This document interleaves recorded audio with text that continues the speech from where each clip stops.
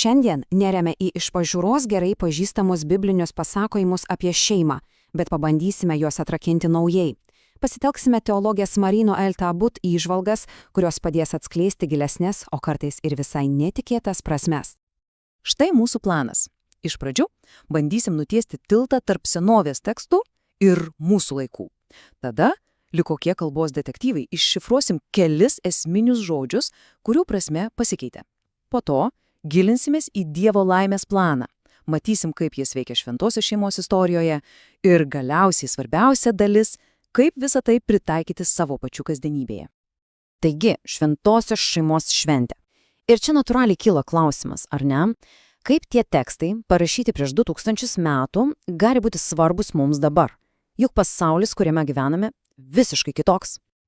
Ir tai pagrindinis iššūkis, į kurį šiandien ir bandysime atsakyti. O raktas, kaip pamatysime, slypi pačioje kalboje. Ten, kur mažiausiai tikimės.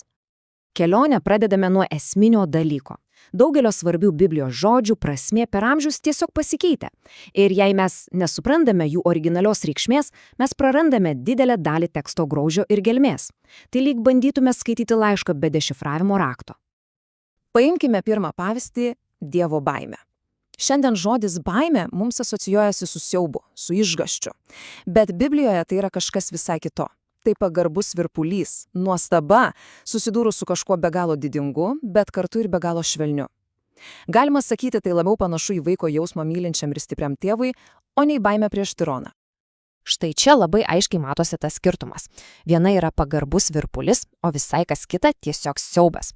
Kai žodis taip radikaliai pakeičia prasmę, nenuostabu, kad ir visą tekstą pradedame suprasti klaidingai. Arba štai žodis laimingas. Kai Biblija sako, laimingas kas? Tai nėra tiesiog jausmo konstatavimas, tai yra padrąsinimas. Tai tarsi Dievas sakytų, puiku, esi teisingame kelyje, tik taip ir toliau.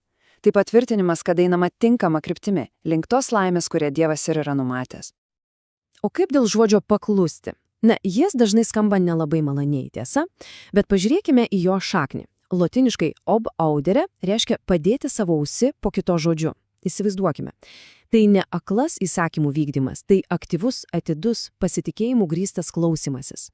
O juk visai kas kita yra įsiklausyti į tą, kuris yra pati meilė, ar ne? Ir paskutinis pavyzdys – remti vieniems kitus. Mums tai dažnai reiškia tiesiog pakęsti, susitaikyti su kito trūkumais. Bet originali prasme yra daug stipresnė. Tai aktyvus veiksmas.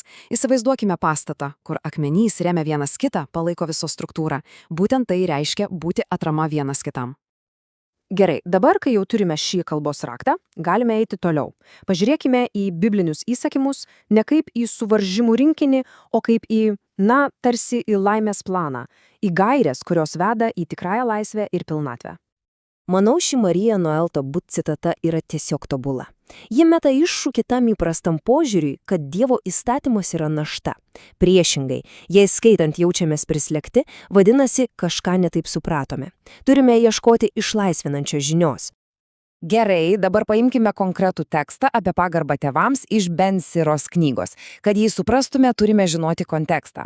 Ben Siro rašė maždaug 180 metų prieš Kristų, kai helenistinė graikų kultūra darė didžiulę įtaką. Šeimos ryšiai silpnėjo ir jis gynė tradicinę šeimą kaip svarbiausią vietą, kur iš kartos į kartą perduodamas tikėjimas. Ben Sira išvardė visą sąrašą apdovanojimų tiems, kas gerbė tėvus. Bet čia svarbu suprasti, tai nėra kažkoks verslo sanderis su Dievu. Aš tau pagarbą, tu man ilgą gyvenimą. Ne, tai yra tiesiog natūralios pasekmes. Kai gyvenama harmonijoje, pagal Dievo tvarką, visas gyvenimas tarsi savaime stoja į savo vietas. Taigi, esminis momentas yra štai koks.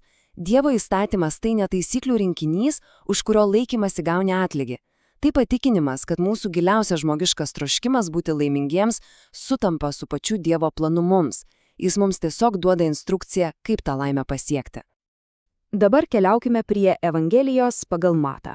Čia mes matome nuostabią įtampą tarp šventosios šeimos dieviškos misijos ir labai žmogiškų iššūkių, baimių ir sumaišties. Būtent tai ir yra esmė. Jų šeimos šventumas nereiškia, kad jie neturėjo problemų. Anaiptol, buvo sumaišis, baimė, teko bėgti, tremti. Ir būtent tame žmogiškame chaose ir skleidėsi Dievo istorija. Tai jų istorija ir padaro mums tokią artimą.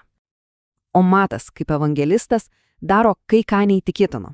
Jis pasakoja Jėzaus istoriją taip, kad jie atspindėtų ir tarsi iš naujo išpildytų visą Izraelio tautos istoriją. Jėzus tampa naujuoju Moziu, kuris veda žmonės į tikrąją laisvę naujuoju Izraeliu. Ir čia matome Mato genialimą. Pažiūrėkite į šią struktūrą. Ji tiesiog tobula. Bėgimas į Egiptą ir grįžimas iš jo yra papasakojami kaip veidrodinis atspindis. Viskas kartojasi identiška seka. Kontekstas, angelo pasirodymas, įsakymas, paklusnumas ir raštų išpildymas. Tai tikrai neatsitiktinumas. Tai meistriškai sudėliota teologinė žinutė. Ir Matas sujungia dvi atrodytų nesusijusias pranašystes. Viena – iš Egipto pašaukiau savo sūnų, anksčiau taikoma visai Izraelio tautai, dabar pritaikoma Jėzui. Jis yra tas tikrasis sūnus. Ir kita – jį vadins Nazariečiu. Tuo metu tai buvo paniekos kupinas pavadinimas, bet hebrajiškai jis siejasi su Mesijo titulu atžala. Štai ir paradoksas. Dievo sūnus ir kartu paniekintas Nazarėnas. Gerai, taigi iššifravome kalbą, pamatėme pasakojimo struktūrą, dabar laikas sujungti visus taškus. Kokia yra ta pagrindinė žinia, kuri visą tai įprasmina ir paliečia mus šiandien? Visas Mato pasakojimas, visa jo struktūra veda mus prie šio vieno stulbinančio paradokso. Dievo sūnus, visatos kūrėjas, ateina ne iš didingo miesto, o iš nereikšmingo, niekam nežinomo kaimelio, Nazareto. Dievas veikia per tai, kas pasaulio akise atrodo maža. Ir štai čia yra mintis, kuri apibendrina viską. Šventosios šeimos istorija nėra kažkoks tolimas, nepasiekiamas idealas. Priešingai, ji parodo, kad dieviška istorija, šventumas, vyksta, pačioje banaliausioje mūsų kasdienybės realybėje. Vadinasi, šventumas tai ne gyvenimas be problemų ar klaidų, jis yra ten mūsų kasdieniniuose santykiuose, džiaugsmuose, rūpesčiuose, net ir netvarkoje. Būtent ten, toje žmogiškoje realybėje ir reiškiasi Dievas. Tad pabaigai palikime šį klausimą apmąstymui. Jei pažvelgtume ir savo gyvenimą būtent per šią prizmę, kurioje mūsų kasdienybės banalioje realybėje, galbūt kaip tik dabar skleidžiasi didinga dieviškoji istorija.